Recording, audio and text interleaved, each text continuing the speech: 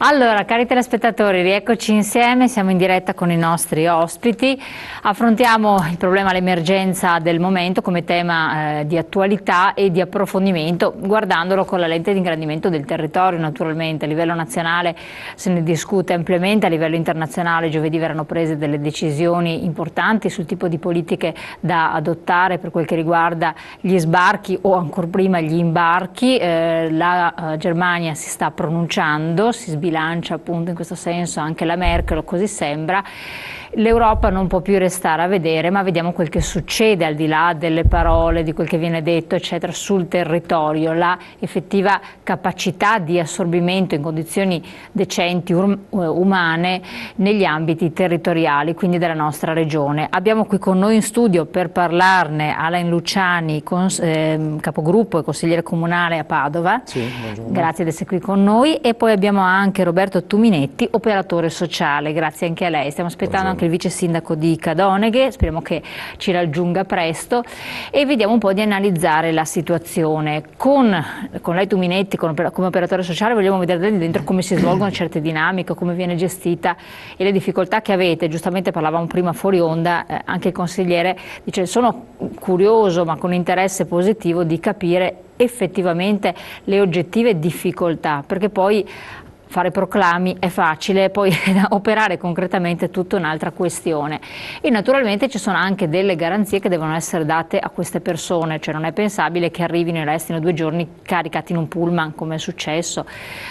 A risposta di tutto quello che sta succedendo, i sindaci a livello trasversale si sono manifestati. Per quel che riguarda la Regione Veneto abbiamo le dichiarazioni dell'ANCI, le dichiarazioni di Manildo, del Comune di Treviso, del PD, sindaci, espressioni di varie forze politiche contrastanti una con l'altra, che però sono compatti nel dire: noi non possiamo più ricevere le persone in modo dignitoso. La Regione Veneto si pronuncia in tal senso ugualmente, sostenendo che poi c'è un altro piccolo aspetto non trascurabile, e in questo abbiamo anche la dichiarazione del segretario della CGIL di Treviso, Nicola Talmi, ovvero che una percentuale, circa mi pare 60, se mi correggete 60-80%, non è profuga, non sono profughi, sono persone che vengono da altri paesi per arrivare a trovare ospitalità, ma c'è una legge internazionale che prevede il riconoscimento di garanzie soltanto ai profughi, poi non per gli altri, e questi altri, questa percentuale enorme che supera di gran lunga la metà, che fine fa? E anche qui c'è una domanda senza risposta da parte del Presidente della Regione Veneto, che dice: dove vanno, chi sono, che fine fanno,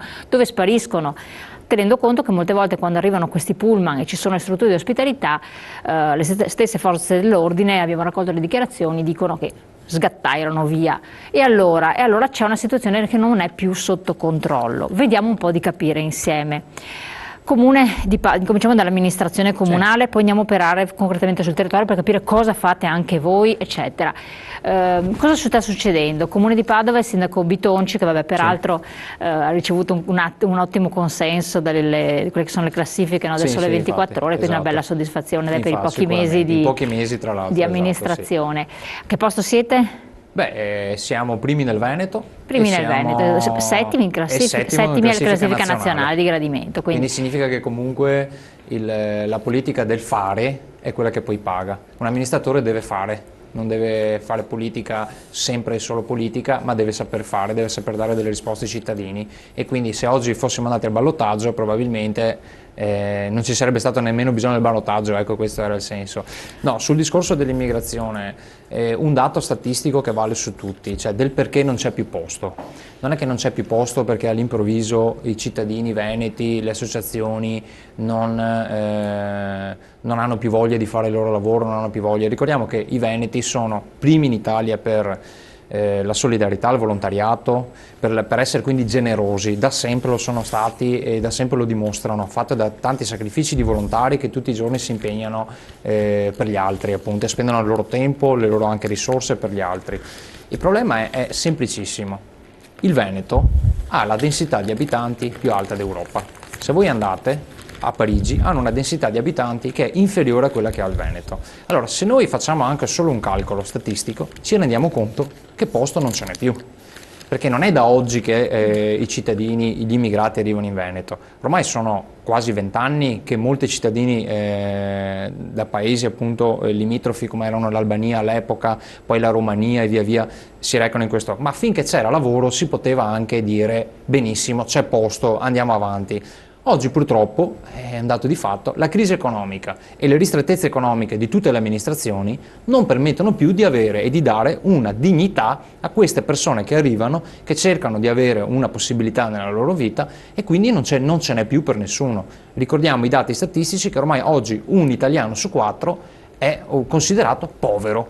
Quindi a un certo punto la politica, che deve dare delle risposte, deve fare comunque a un certo punto una scelta, cioè deve dare una precedenza a chi? Ai cittadini del territorio o ai cittadini che arrivano dall'altra parte del mondo? Poi è chiaro che c'è e continua a esserci un atteggiamento solidale da parte di veneti, da parte di padovani per quello che riguarda la città e di tutti gli operatori che ne lavorano, però bisogna fare i conti, cioè a un certo punto ogni buon padre di famiglia che deve fare una scelta dice compro la macchina nuova o do da mangiare ai miei figli. È chiaro che il padre sceglie di dare da mangiare ai propri figli, cioè questo è il ragionamento che viene a mancare, cioè il buon senso a un certo punto deve fare da filo conduttore. Per quello che riguarda gli immigrati, cioè immigrato e immigrato, dicevamo, sono molti in realtà meno i profughi veri. I profughi veri si parla che siano il 10%, il 20%, poi ci dirà i numeri effettivi, visto che abbiamo qui l'operatore che appunto lavora nel sociale, sa esattamente. Però voglio dire, la stragrande maggioranza di queste persone vengono qui a fare cosa? Cioè questi stanno venendo qui a fare cosa? Perché non c'è la guerra nei paesi da cui arrivano questi. È una condizione di indigenza, di povertà sostanziale, questo che riscontra anche un po' il sindacato della CGIL. Ecco, noi come regione, come paese, come comuni non abbiamo la capacità di ospitare milioni e milioni di persone, cioè se svuota l'Africa arriva in Italia, cioè è impensabile obiettivamente.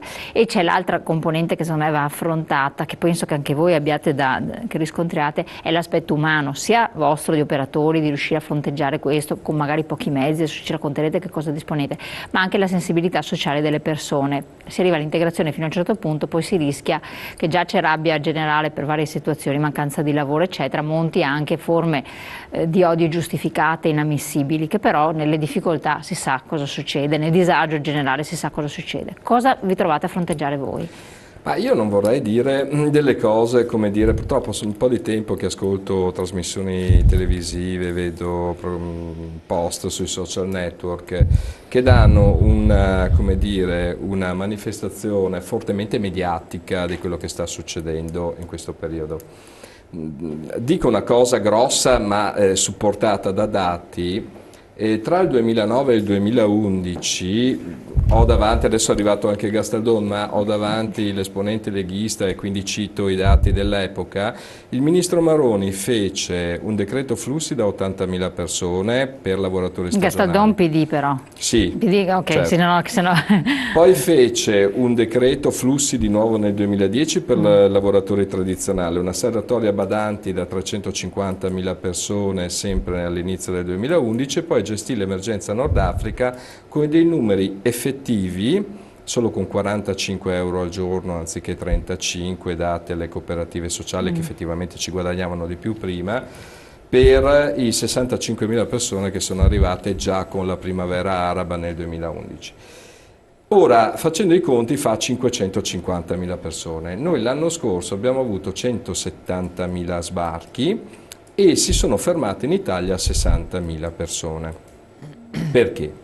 Non perché sono fuggitivi, si imboscano, spariscono chissà dove ogni tanto si legge sui giornali, ma perché la maggior parte delle persone che approdano in Sicilia o entrano dalla frontiera goriziana o arrivano perché hanno fatto il giro Grecia, Romania, Bulgaria, quant'altro, semplicemente non vogliono fermarsi in Italia perché magari hanno i parenti in Svezia, in Germania, in Finlandia eccetera, che sono tra l'altro paesi che hanno una percentuale di ospitalità sul complessivo di rifugiati molto più alta della nostra. L'Italia ha il 3%, la Svezia ha il 10% di percentuale di rifugiati sul totale di stranieri occupati.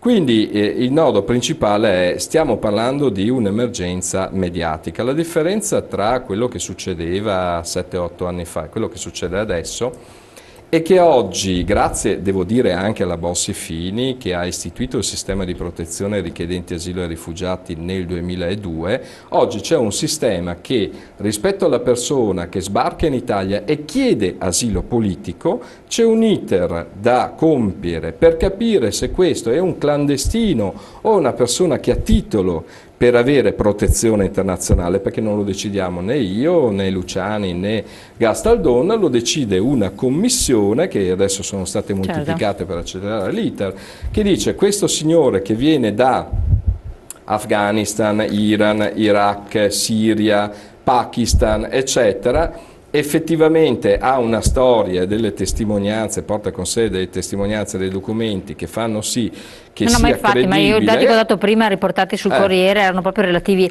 alla commissione regionale, ce n'è con una sede che ha dichiarato che la maggior parte sono tutti quanti senza nessuna giustificazione. Allora, nel momento in sorta. cui queste persone, perché poi le percentuali oscillano tra il 30 e il 60% a secondo delle commissioni, a secondo dei periodi, la persona in sé diventa un clandestino, a quel punto lì teoricamente dovrebbe essere imbarcato, dovrebbe tornare a casa. Che questo non sia mai avvenuto nella storia della Repubblica, compreso quando governavano altre forze politiche rispetto a quella attuale, è un fatto, ma questo attiene alla disorganizzazione dell'Italia e alla complessità di gestire dei fenomeni importanti. Quindi io credo che si debba innanzitutto fare chiarezza. Fino a quando non vengono ascoltati dalla Commissione sono persone che chiedono asilo politico nel nostro territorio. Il giorno dopo che viene emesso un parere dalla Commissione e la persona si ritrova accolta o non accolta alla domanda di protezione internazionale, allora possiamo dire se è un clandestino oppure effettivamente una persona che ha diritto alla protezione internazionale. Per quanto riguarda le risorse, in questo momento le sta mettendo la prefettura, quindi il governo centrale, cioè a parte quei 400 posti circa in Veneto, complessivamente per tutto il Veneto, che sono, in realtà sono anche qualcosa di meno, che fanno parte del sistema protezione richiedenti asilo e rifugiati del Ministero dell'Interno e dell'ANCI, che sono quelli che c'erano prima e che probabilmente ci saranno anche dopo questa ennesima emergenza, vengono finanziati per l'80% dal Ministero dell'Interno, per il 20% dagli enti locali che decidono di attivare questo sistema di protezione nel loro territorio. Tutti gli altri, quelle centinaia, ad esempio a Padova ci sono 36 posti finanziati dal sistema di protezione richiedenti asilo e rifugiati gestiti dal Comune di Padova. In provincia di Padova sono circa, in questo momento, 520 le persone invece ospitate nella cosiddetta emergenza profughi. Nelle strutture. Tutto quel gap che c'è dai 35 ai 520, quindi quelle 450 persone, la prefettura dice: comuni, volete aiutarmi a gestire questa situazione? No, non mi aiutate, allora mi rivolgo direttamente al privato sociale e chi ha i titoli, è qualificato, è iscritto alla Camera di Commercio, una cooperativa sociale, ha delle caratteristiche di un certo tipo, risponde a un bando di gara che è stato fatto un anno fa, adesso ne è stato fatto uno la settimana scorsa, e può ospitare queste persone a 35 euro al giorno. Di questi 35 euro al giorno poi tu devi girare 2,5 euro di pocket money, la scheda telefonica una tantum, un vestiario una tantum, e poi devi dargli da mangiare, da dormire, e si spera, e qui io trovo che francamente i comuni potrebbero fare un pochino di più, si spera che gli faccia fare i corsi di italiano, che poi magari intraprenda un percorso di formazione, perché se magari li rimandiamo a casa loro un giorno o l'altro, se hanno un minimo di formazione professionale possono portarsi indietro qualche cosa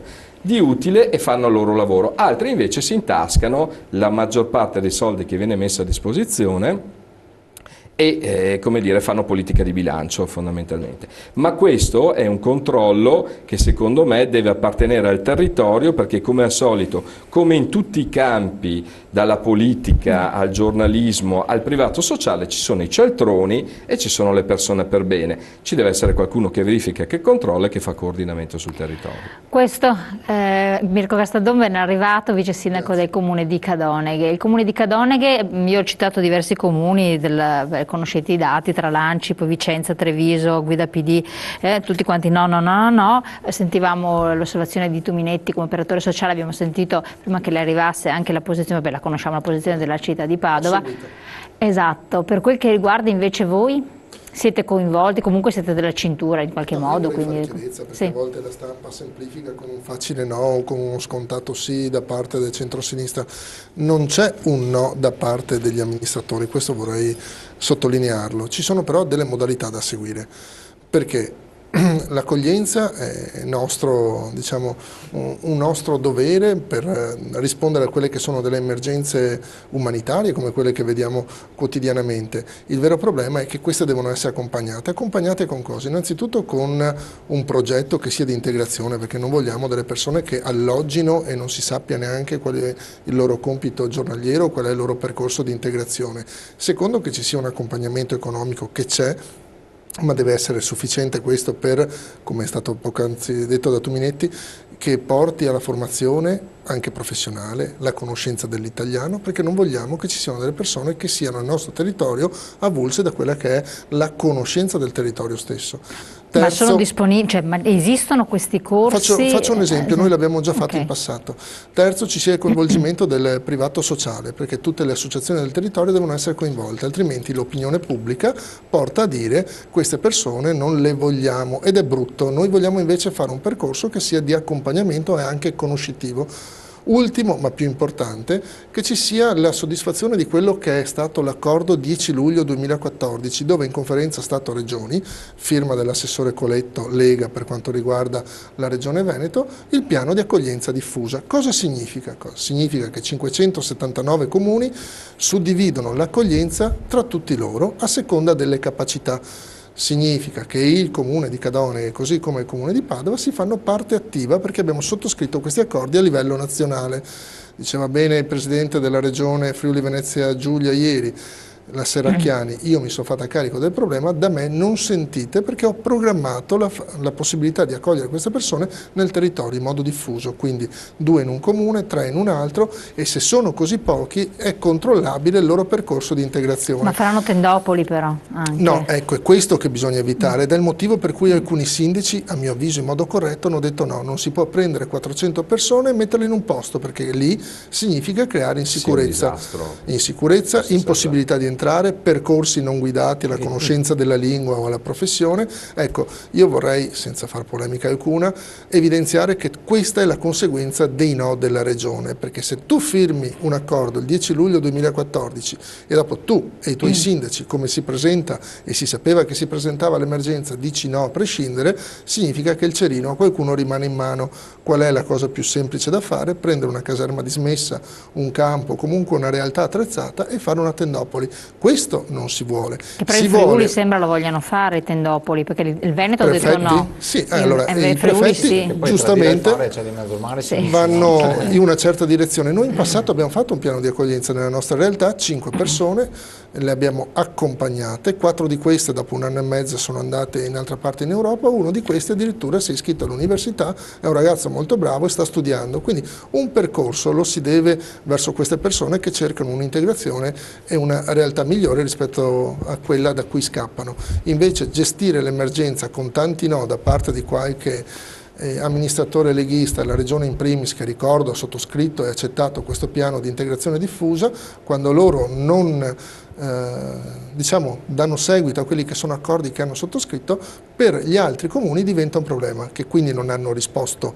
no all'integrazione, no all'accoglienza, hanno risposto di sì, ma con delle modalità chiare e valide per tutti. Faccio l'esempio, il comune di Cadone, che è 1/15 del comune di Padova, se volessimo essere equi per risorse e per capacità, ogni 15 che prende Padova dovrebbe essercene uno accolto da Cadone, dove lo faremo sicuramente con soddisfazione, perché vogliamo accompagnare queste persone in percorsi che le portano a uscire da uno stato di difficoltà, ma un'imposizione conseguente al no di alcuni altri amministratori non ci piace. Quindi voi dite, ed è un problema questo, perché significa scaraventare il problema sul comune vicino. Quindi la posizione del comune di Belluno, per fare un esempio di una grande realtà che ha accolto più di quello che gli spettava come percentuale, voi non accogliete perché dite dove allora ci sono i varchi, se ne approfitta, invece che fare una questione omogenea su tutto il territorio. Esatto, noi accoglieremo. Perché gli altri accoglieremo lo stesso, perché sappiamo che alla fine la prima risposta che si dà alla persona nel caso di urgenza come questo. Ma quindi avete le strutture? Noi abbiamo accolto in una casa per anziani. Certo, i numeri non sono elevati, ma l'abbiamo fatto in passato, siamo pronti a farlo anche oggi. Vogliamo sottolineare il dato politico. Noi non possiamo sostituirci ai grandi comuni dove questi agitano in modo estremamente demagogico il loro no, perché il nostro sì è parte di un progetto, il no è molto più facile. Noi vorremmo che tutti accompagnassero questa che è un'emergenza nazionale. Dire li respingiamo è una soluzione troppo banale, no? Quando li abbiamo. Non possono subire le decisioni dall'alto, e guai anche se poi dicono no perché mio Dio cosa stai dicendo. La realtà è questa. Decisioni prese a livello nazionale ricadono sugli enti locali, ricadono sui cittadini che poi giornalmente devono far fronte e devono affrontare. Permettimi un chiarimento, va smentito questo, va smentito perché l'accordo è stato regioni, firmato dalla regione Veneto, Lega, un accordo di posso anche a un accettazione. certo punto. Allora, la questione dei limiti. Io vi interrompo un attimo perché vi do tempo, soltanto che c'ho la pubblicità, perché qui torniamo al discorso nazionale. Le persone sono sbarcate l'anno scorso. L'anno scorso, quest'anno non è ancora cominciato e hanno firmato l'accordo. Siamo già a 25.000. Solo 60.000 si sono fermati però. Ma va gestito comunque. Allora, fermi là, tornate sul tema. Pubblicità, pochi secondi, così abbiamo un po' più tempo e potete esprimere i vari punti di vista tranquillamente. Pubblicità. Allora.